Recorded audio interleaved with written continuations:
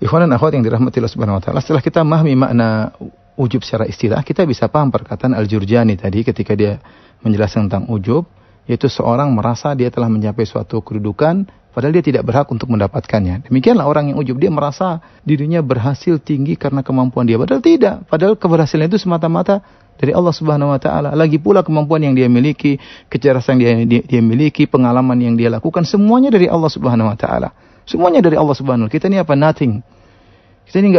Kita ini siapa? Semuanya dari Allah Subhanahu wa taala. Maka ketika dia merasa dirinya lebih tinggi, merasa dirinya mencapai derajat tertentu dan dia sebenarnya tidak berhak mendapatkan, itulah ujub ya. Sama seperti penjelasan dari Al-Ghazali bahwasanya ujub adalah seorang i'dhamun ni'mah, yaitu dia merasa karunia yang dia miliki itu luar biasa, ma'anisyani idhafatiha ilal mun'im, dia lupa menyandarkannya kepada Allah. Seharusnya ketika dia berhasil dia mengatakan ini semua dari Allah. Ini semua adalah dari Allah ya. Dari sini kita telah paham insyaallah makna ujub secara istilah. Baik, sekarang saya ingin mengajak ikhwan dan akhwat berfikir tentang perbedaan mendasar antara riya dengan ujub. Saya akan sebutkan beberapa poin. Pertama, perhatikan ikhwan dan akhwat yang dirahmati Allah Subhanahu wa taala, riya kesyirikannya berkaitan dengan mensekutukan Allah dengan orang lain, yaitu kita mengharap pahala dari Allah sekaligus mengharap pujian dari orang lain. Riya. Adapun ujub, kesyirikannya berkaitan dengan diri kita sendiri, yaitu kita menyandingkan diri kita bersama Allah dalam menentukan keberhasilan kita. Seakan-akan kita berhasil bukan hanya sekedar karena Allah, tapi karena kita juga yang pintar, karena kita yang cerdas, karena kita banyak pengalaman. Jadi mensyirikkan Allah dengan diri kita sendiri. Berikut yang kedua, kalau riya hanya berkaitan dengan masalah agama, yaitu seorang riya karena sholatnya, seorang riya karena dakwahnya, seorang riya dengan sedekahnya. Jadi riya berkaitan dengan masalah agama. Riya tidak berkaitan dengan masalah dunia. Kalau seorang kemudian persentase suatu proyeknya dalam ikut tender misalnya, nggak ada masalah dia tampakkan. Atau seorang bekerja kemudian dia tunjukkan kepada bosnya, saya telah melakukan demikian, itu bukan riya. Memang dia dituntut untuk menunjukkan keahliannya. Seperti seorang jualan kemudian ketika dalam iklan dia sebutkan produk kami begini, itu bukan riya, itu tidak jadi masalah. Jadi kalau riya hanya berkaitan dengan masalah-masalah agama, amalan-amalan soleh. Adapun kalau ujub berkaitan dengan masalah dunia dan juga masalah agama. Ya, contoh tadi masalah agama, seorang ujub dengan dakwahnya, dia merasa dia berhasil dakwah karena kecerdasannya, karena orasinya, dia menyandarkan keberhasilan itu pada dirinya, seakan-akan karena dialah keberhasilan, padahal semuanya dari Allah Subhanahu wa taala. Ini berarti ujub dalam dakwah ya. Ujub dalam tulisan, misalnya dia bisa menulis karya-karya yang bagus, kemudian dia menyandarkan kepada kecerdasannya, buku-buku agama yang menarik, dia menyadar kepada agamanya, maka inilah ujub dalam urusan agama.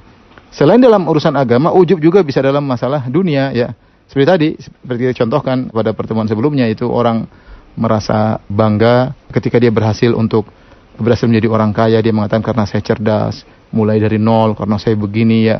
Dia lupa bahwasanya hanya Allah semata yang buat dia berhasil. Ini diantara perbedaan yang mendasar antara ujub dengan riya. Perbedaan yang ketiga sebagai penekanan dan tambahan, kalau riya berkaitan dengan syirik dalam tauhid al-uluhiyah ya. Dalam tauhid uluhiyah itu dalam peribadatan kita beribadah kepada Allah dan juga kita beribadah kepada orang yang ingin kita harapkan pujiannya. Jadi ini berkaitan dengan tauhid al-uluhiyah.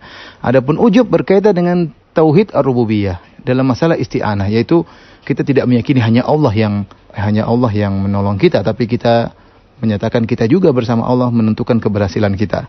Jadilah tiga perbedaan mendasar antara ujub dan riya. Taib, apakah ujub sama dengan sombong? Ujub adalah sarana untuk mengantarkan kepada kesombongan. Ibnu Qudamah rahimahullah berkata, "I'lam annal ujba yad'u ilal kibar, li'annahu ahadu asbabihi, fayatawalladu minal ujbi al-kibar." Kata Ibnu Qudamah, ketahuilah bahwasanya ujub itu mengantarkan kepada kibar, kepada kesombongan. Ya, karena ujub adalah salah satu sebab kesombongan. Sehingga ujub melahirkan kesombongan, ya. Jadi tidak semua orang ujub dia sombong. Benar, orang ujub itu dia merasa hebat, dia merasa tinggi, tapi belum tentu dia merendahkan orang lain. Ketika dia mulai merendahkan orang lain, itulah sombong. Makanya ketika Nabi SAW ditanya tentang al-kibr, kata Nabi SAW, al-kibr, kesombongan adalah gomtun nas, meremehkan orang lain, merendahkan orang lain. Oleh karenanya orang yang sombong bisa dipastikan dia ujub.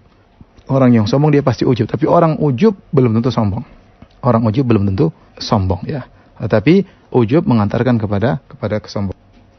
Oleh karenanya Abu Wahab Al-Marwazi berkata, Sa'altu Ibn al-Mubarak, aku bertanya kepada Ibn al-Mubarak, mal kibar, apa itu kibar, kesombongan? Maka Ibn al-Mubarak rahimahullah berkata, antazdariyan nas, engkau merendahkan orang lain. Fa sa'altuhu anil ujub, aku bertanya kepadanya tentang ujub. Maka antara anna indaka syai'an laisa inda ghairik, engkau melihat pada dirimu memiliki sesuatu yang tidak dimiliki oleh orang lain, ya.